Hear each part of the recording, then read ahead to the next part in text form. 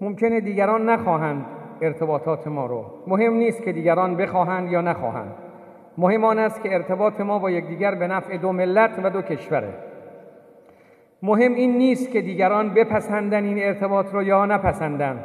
مهم آن است که ما منافع دو ملت و دو کشور را می‌بینیم. حتما توسعه ارتباطات اقتصادی و تجاری به نفع دو ملت و دو کشور خواهد بود.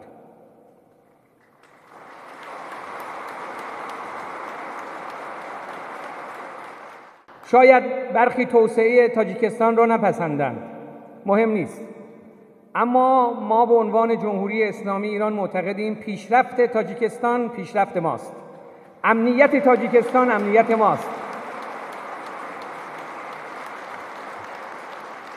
باور ما اینه که هر گامی که در جهت پیشرفت در کشور تاجیکستان برداشته میشه عزت همه ماست.